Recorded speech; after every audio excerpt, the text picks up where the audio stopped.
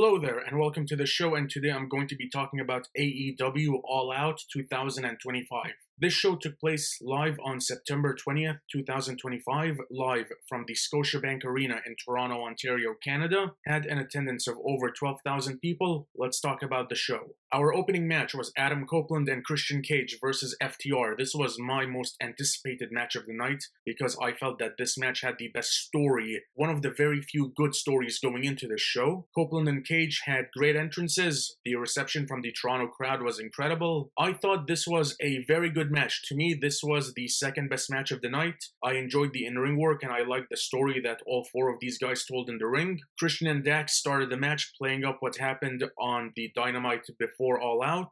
Christian hit a reverse DDT that got him a 2 count. FTR hit a double impaler DDT on Christian. Adam Copeland got the hot tag and he hit 2 flapjacks and an execution on Dax for 2. Adam Copeland hits a back suplex on Cash Wheeler, looks at the crowd, and he does the "you can't see me," and he hits the move on Cash Wheeler and follows that up with an AA on Dax Harwood. The best part of this match, in my opinion, and a great callback to one of the best feuds in WWE with Edge versus John Cena. That was a great feud. Copeland and Christian lock in double sharpshooters on FTR. Superplex frog splash on Adam Copeland that got FTR a 2 count. Christian speared Cash. Adam Copeland hit a kill switch on Dax. Stokely pulled the ref out of the ring. Beth Copeland comes out, hit a spear on Stokely. Cash powerbombed Christian on the announce table. FTR hit Adam Copeland with a ring bell and hit a spike pile driver that got them a 2 count. Adam hits impaler DDTs on Dax and Cash. Spear countered into the Shatter Machine for a 2 count. And closing sequence, Adam Copeland hits a spear on Cash Wheeler for the win. Christian is holding Dax Harwood back. And Beth Copeland comes out to celebrate with Copeland and Cage. I thought this was a very good match. To me, this was the second best match of the night. After the match, they rip off the ending of Extreme Rules 2022. Nick Wayne and Shayna Wayne cause a distraction. FTR and Kip Sabian attack Christian and Adam. Adam is handcuffed to the ropes. Spike pile driver on Christian and spike pile driver on Beth Copeland. And that was the closing angle of this match. After this, Adam Copeland stated that he's going to be taking some time off. I do know that a lot of people, myself included, were really hoping he would make an appearance in the John Cena retirement tour. I don't think Adam Copeland is going to be part of the John Cena retirement tour as much as we would like him to be. All that being said, this was a very good match. The closing angle being a direct ripoff of Extreme Rules 2022, I mean, is what it is. All that being said, this was a very good tag team match and a great opener to the show. In what was easily the worst match of the night, Big Bill versus Eddie Kingston. Big Bill called out Eddie Kingston in an open challenge. To me, that made no sense. Eddie Kingston got a great pop when he came out. He was off of TV for 16 months due to a knee injury, and Eddie Kingston definitely had some ring rust. This was a very sloppy match. There was a moment where Big Bill, he went for the Boss Man Slam and he didn't have Eddie fully gripped and it just looked awful. Closing sequence of this match, Eddie Kingston hit one of the worst looking hurricanes I have ever seen in my entire life. He hit the spinning back fist and it looked like his hand didn't even connect with Big Bill. Commentary even called this out, but that was somehow the finish of the match. This was easily the worst match of the night. This was awful. Not the return that Eddie Kingston should have had. Post-match, Brian Keith attacks Eddie. Hook comes out to make the save. Nothing more to be said. This was awful. MJF versus Mark Briscoe in a tax and tables match. I've enjoyed the story between MJF and Mark Briscoe. MJF escaped the ring early on, and Mark Briscoe, he emptied 4 buckets of thumbtacks in the ring, and then he escaped the ring to attack MJF. MJF hit an Alabama slam on the tacks. MJF hit 2 back body drops on the tacks. Mark Briscoe responded with a back body drop of his own. Briscoe hit a Pele kick and a spine buster on the tacks. Mark Briscoe paid homage to Sabu, hitting a dive off a chair through a table. Briscoe then paid homage to Mick Foley, hitting the running elbow off the apron. Briscoe powerbombed MJF on the tacks. MJF hit a low blow and a shot with a steel chair that had thumbtacks embedded in them. MJF then hit a tombstone on the chair. And closing sequence, Mark Briscoe hits a froggy bow through a table that had thumbtacks on top of them, and then Mark Briscoe followed that up with another froggy bow and the J Driller on the thumbtacks. Mark Briscoe defeats MJF. The biggest win in Mark Briscoe's AEW career. I was hoping this would lead to that world title program with Adam Page for Mark Briscoe. However, that was not the case. I thought this match was very good. To me, this was the best match of the night. Probably would have been more impactful if we didn't see 4 no disqualification matches or stipulation matches every week between Forbidden Door and All Out, just because they took up a residency at the ECW arena. That being said, I thought this was a pretty good match and the best match of the night in my opinion, and no question the best storytelling that All Out had to offer. The Demand versus the Hurt Syndicate.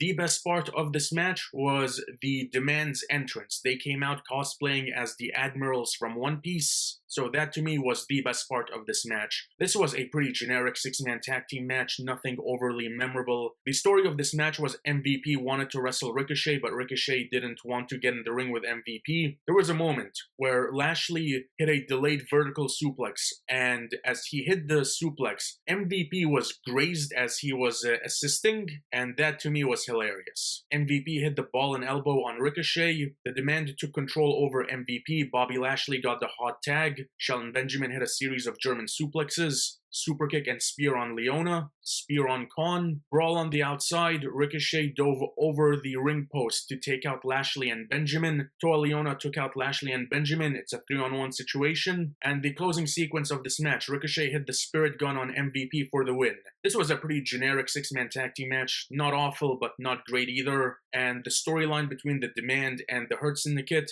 I was interested to see this, but I do think the storyline has definitely overstayed its welcome. I have no idea why the storyline has still continued following WrestleDream. That being said, this was a fine match. Mercedes Moné versus Riho for the TBS Championship. Going into this match, Mercedes had 9 championships, none of which mean anything really, because AEW hasn't put any effort into explaining where she won the championships, who she beat. There has been no effort into putting together a storyline for Mercedes and this belt collector storyline. Riho made her return to AEW after over a year and immediately put in a TBS championship program. This was a good match, however, it meant nothing. No one expected Mercedes Moné to lose this match. No one expected Riho to leave All Out as the TBS champion. This was a good match, but it was ultimately meaningless. This was a nothing match. Riho hit a 619, she hit a stomp off the apron onto the outside, and then she hit another stomp off the announce table. Mercedes hit a Meteora off the announce table for a 2 count. Riho locked in a knee submission, and then she locked in the statement maker. Riho hit a dragon suplex for 2. Mercedes hit a superplex followed up by the 3 amigos. Riho was able to counter the frog splash. Moné hit a code breaker, sunset flip powerbomb, and Meteora that got her a 2 count. Riho hit a Northern Lights suplex for 2. And closing sequence, Mercedes Moné hit a lung blower and the moneymaker for the win. She retains the TBS championship to the surprise of absolutely no one. And following All Out, Mercedes did become the longest reigning TBS champion of all time, surpassing Jade Cargill's 508-day record as the TBS champion. That really doesn't mean much of anything to me because the TBS championship, I don't feel that it's been elevated during this reign. If anything, I feel that the AEW women's division has been brought down during Mercedes Moné's reign. This match with Riho was a good match, but again, there were no stakes in this match. The outcome was predictable, and the championship has no value. So, what are we doing here? Triple threat match for the AEW Unified Championship. Kazuchika Okada versus Konosuke Takeshita versus Mascara Dorada. There was a tournament on TV to determine what this match would be. This match was essentially Mascara Dorada versus Okada and Takeshita until that alliance eventually broke and Okada and Takeshita started fighting each other. Takeshita hit a great forearm shot and blue thunderbomb for a 2 count. Dorada hit a thrust kick on Takeshita, followed that up with a destroyer for a 2 count. Dorada hit a moonsault on Okada and Takeshita, pinned both guys for a 2 count. Okada countered a shooting star. Takeshita hit a powerbomb and a running knee on Dorada. Okada caught a running knee and hit a dropkick. Takeshita hit a double German suplex. Dorada hit a Hurricane Rana on Takeshita for 2. Takeshita hit a superplex on Dorada, followed that up with Raging Fire. Takeshita hit a rolling elbow on Okada. Okada hit a dropkick on Takeshita. And closing sequence, Okada hit the Rainmaker on Dorada for the win. Okada retains the Unified Championship. Once again, no surprise here. Okada is not losing the Unified Championship. Post-match, there was some tension between the Don Callis family, and Don Callis tried to get everyone back on the same page. Taz called Don Callis delusional. This was a good match. All three guys worked very hard in this match. This was a very good wrestling match. However, there is no storyline. There is nothing to be invested in during this match. They're obviously building up a split where Konosuke Takeshita is going to get kicked out of the Don Callis family, setting up Konosuke Takeshita versus Kazuchika Okada. Takeshita is the new IWGP World Heavyweight Champion following his win in the G1, a championship and a title that's synonymous with Okada. I get what they're trying to do, but they're not doing a good job at presenting the storyline.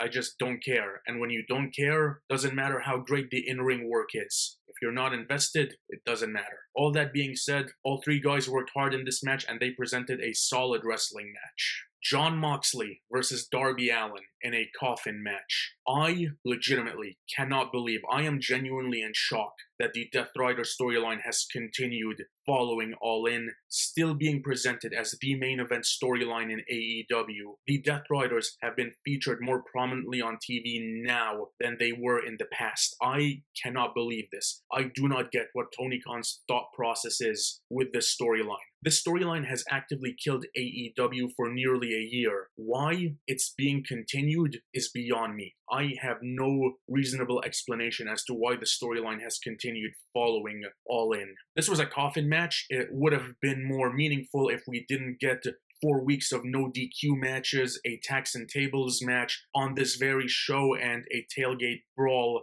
again on this very show on the kickoff. Tony Khan and AEW have run no DQ matches and all variations of no DQ matches into the ground. No disqualification matches used to be important. They used to be meaningful. The final blow-off, the epic final showdown. And now it's just another match. It's just throwaway television. Legitimately, they mean nothing. How do you make no disqualification, no countout mean nothing? That is an amazing accomplishment.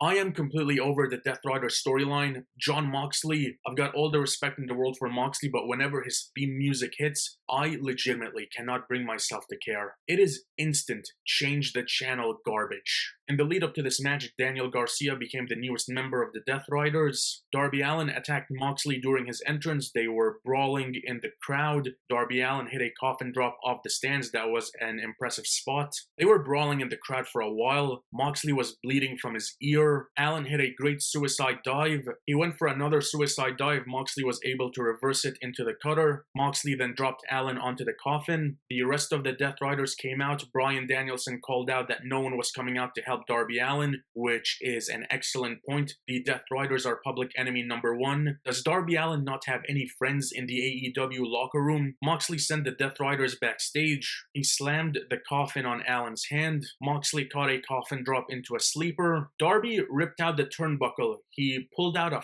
fork and he started gouging the ear of Moxley with the fork, and then he was stabbing his head with a fork. Moxley was bleeding to the surprise of no one. Darby Allin hit a coffin drop on the outside, and then he hit a coffin drop inside the ring. Darby hit the Scorpion Death Drop. Moxley hit the Death Rider on the coffin. Darby choked out Moxley with a steel pipe. He goes to Bryan Danielson, and Bryan Danielson hands Darby Allin a duffel bag, and inside this duffel bag is a plastic bag. Flashback to WrestleDream 2024. Darby hit a code red, and he started choking out Moxley with the plastic bag. Darby threw Moxley into the coffin, and then Pac makes his return to AEW, hits a jumping pump kick on Darby, Razor's Edge on the coffin. Pac then put Darby in a body bag. Pac threw Darby in the coffin. Moxley shut the lid. Jon Moxley wins the coffin match, and the Death Riders come out and they carry the coffin backstage. The in-ring work was pretty good. This was, objectively speaking, a good no DQ match. However, it was meaningless. The storyline is awful, and we got 4 straight weeks of no DQ matches in the lead up to the show, and this was the third no DQ match that took place on this very show. The audience has been desensitized. I did not care. There is a reason that AEW had to do the fork spot during this match, because that is the only thing they could do to generate any kind of interest or buzz about this match and the storyline. The audience does not care. The majority of people have lost interest, and they have to resort to deathmatch garbage in order to generate any type of interest. I have nothing against death matches, but they have to feel special. AEW has done this so often that death match has just become a throwaway term. It is legitimately an almost meaningless phrase when it comes to AEW, and that is a sad thing. This was a good match that's overshadowed by the bad story they're telling, as well as the overall meaninglessness of the show. This was a good match, overshadowed by bad storytelling. AEW Women's World Championship, Toni Storm versus Kris Statlander versus Tekla versus Jamie Hayter. I was genuinely surprised that this match only went 12 minutes. I thought this match would go a little bit longer. The story of this match was with Kris Statlander and Wheeler Yuta. Yuta was trying to recruit Statlander into the Death Riders. Kris hit a power slam on Hayter. Toni hit a tornado DDT on Kris. Tekla hit a dive off the top. Everyone is down. Tekla threw Jamie and Kris into the barricade. Tekla hit a spider suplex on Toni, Jamie, and Kris. Jamie took down Toni, Tekla, and Kris. Toni, Kris, and Jamie hit a triple big boot on Tekla. Toni and Jamie double clothesline Kris out of the ring. Kris hit Saturday Night Fever on Tekla on the outside. Storm Zero on Kris. Jamie broke it up at 2. Haterade on Toni. Tekla broke it up. Tekla locked in a submission on Toni. Tekla speared Jamie off the apron on the floor. And the closing sequence of this match, and I have to admit, I did not see this coming. Kris rolled up Toni with the seatbelt pin for the win. Kris Statlander is the new AEW Women's World Champion, ending Toni Storm's reign at 217 days. You deserve it, chance. This was long overdue for Kris Statlander. I have mentioned in a number of my AEW reviews that Kris Statlander deserved a championship run in AEW. She's been there for years, she's a great wrestler, and her winning the world title was a great moment.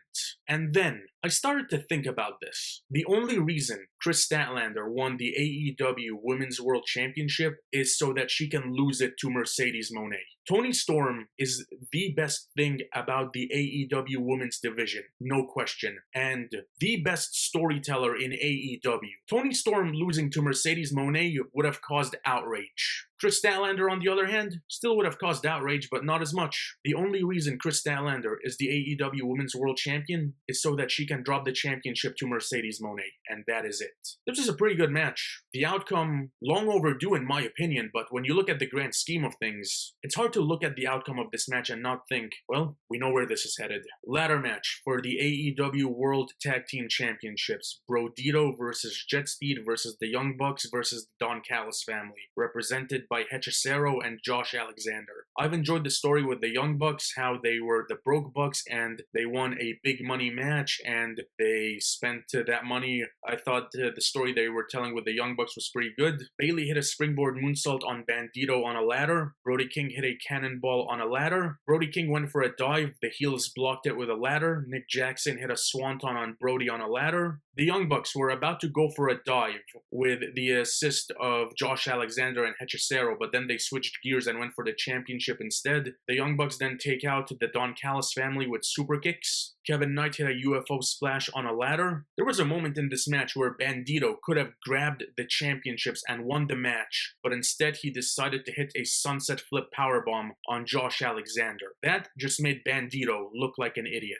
The Young Bucks and Kevin Knight hit dives through tables. Brody King power slammed Mike Bailey through a ladder. Bailey was out for the rest of this match. Kevin Knight was on the top of a ladder, and then the heels lifted the ladder and threw Knight to the outside through a table. EVP trigger on Josh Alexander, and in the end, Bandito climbs the ladder and he retains the World Tag Team Championships. Brodito are still the AEW World Tag Team Champions. After the match, the Young Bucks look disappointed. They're sitting in the ring. Jack Perry makes his return to AEW and he starts attacking the Young Bucks. Rocky Romero steps in. Jack Perry hits a DDT on Rocky Romero, and the Young Bucks hit Jack with a double super kick. And as they're about to deliver the EVP trigger, a vignette starts playing. People speculated about that vignette that played when Luchasaurus made his return, and it was revealed that Jack Perry was the one that revived Luchasaurus. Luchasaurus came out, hits a double chokeslam on the Young Bucks. He gets rid of the weight belt that has the name Killswitch. He threw it into the crowd, and Jurassic Express are reunited. Tarzan Boy hits the PA system. Jurassic Express are back and are faces. The AEW tag team division desperately needed some help. However, I don't think reuniting Jurassic Express was the way to go about it.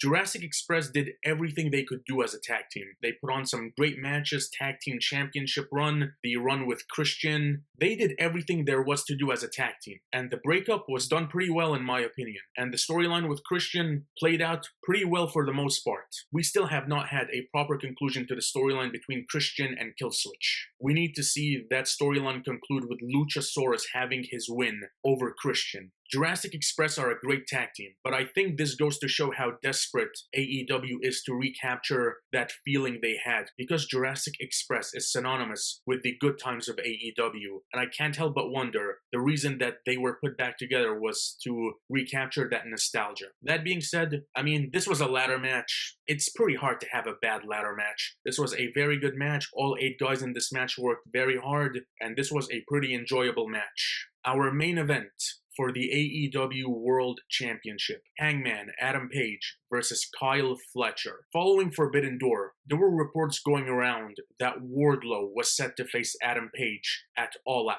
What sense that would have made, I have no idea. That literally made no sense. However, a report came out that Wardlow was injured when he made his return attacking Swerve Strickland and Prince Nana. Wardlow just cannot catch a break. I genuinely feel bad for the guy. Kyle Fletcher was put in this position because he is the only heel in AEW that has any kind of momentum. This is the second year in a row that we've had the AEW World Champion versus the TNT Champion at All Out. Now, there was a stipulation in this match where if anyone from the Don Callis family interfered, Kyle Fletcher would lose the TNT Championship. My biggest issue with this match is that it clocked in at 38 minutes. There was no reason this match should have gone more than 20 minutes. 25 max. I get that AEW needs to build up singles wrestlers, but Kyle Fletcher, he is a great in-ring wrestler, but he is not at that main event level yet. And this brings me to the biggest issue with All Out as a whole, is that this show went way too long. If you include 0 hour, this show went over 6 hours. That is way too long for a wrestling show. That is a quarter, 25% of a day. No wrestling show should be this long. There was no reason this show should have had as many matches as it did, and there was no reason that the matches on this show should have gone as long as it did, especially this main event. No one expected Kyle Fletcher to win this match, but Tony Khan desperately tried to make you believe that Kyle Fletcher had a chance to win the world title. There was no reason this match should have gone 38 minutes. There was no reason this show should have been more than 4 hours. No wrestling show, I don't care how big the show is, 3-4 hours max. The moment you go past that 4-hour mark, you are really pushing the limits of your audience. Kyle Fletcher, he hit a jumping DDT off a chair into the crowd. Page hit a backbreaker and a lariat for 2. Fletcher pushed Page off the top. Kyle Fletcher hit an apron powerbomb. Draping DDT for a 2 count. Michinoku driver for a 2 count. Elbow drop, 2 count. Fletcher locked in the Lion Tamer. Rope break. Fletcher hit 2 running kicks. They really tried to make you believe that Kyle Fletcher had a chance at winning the world title. Page hit a clothesline and 2 follow-away slams that got him a 2 count. Page hit a springboard crossbody on the outside. Page hit the Arihara moonsault, 2 power bombs that got him a 2 count. Fletcher hit a super kick to counter a moonsault. Fletcher hit a sit-out powerbomb for 2. Page hit a tombstone on the outside. Page hit a draping DDT on the outside. Fletcher hit a brainbuster through a table, followed that up with 2 running kicks and a brainbuster for a 2 count. Page hits the Deadeye off the apron, through a table. Page went for the buckshot. Fletcher collapsed. Page collapsed as well. Page hit a V-trigger. Fletcher hit a super kick. Page hit a deadeye. Fletcher hit the hidden blade. Page hit big pressure for a 2 count. Buckshot countered into a roll-up for 2. Buckshot countered into the brainbuster for 2. Page avoided the brainbuster. He hit the deadeye off the second rope and hit a buckshot lariat to retain. Another issue I had with this match, too many false finishes. Having this many false finishes in the same match took me out of the match. This match should have ended at least 20 different times before we got to the actual finish. Tony Khan, I feel that he has to compensate for his horrible storytelling with the in-ring work. He knows that he told a horrible story in the lead up to this match, that this match needs to over-deliver to compensate for the lack of storytelling. TK, it's not that hard. You tell a good story and you deliver a good match. This was a good match. However, it went way too long, had too many false finishes, and most importantly, no one believed that Kyle Fletcher was gonna win this match. The way this match was built and what happened in the lead up to Forbidden Door, it genuinely makes me believe that Tony Khan had no plan for Hangman as the world champion. And looking at what he's done following All Out, that statement, that might actually be true, because Hangman following this match, his storylines have been absolute garbage. All Out 2025. This show had good professional wrestling. AEW doesn't deliver bad pro wrestling. The in-ring product is very good. However, the lack of storytelling and the lack of investment. I don't care how good the professional wrestling is, if you don't have story, it doesn't matter. And once again, this show went way too long. That is all for today. Thank you so much for watching. Be sure to hit like and subscribe if you enjoyed this video. You can follow me on Instagram at Said_2000, and I will see you on the next video. Till then, take care.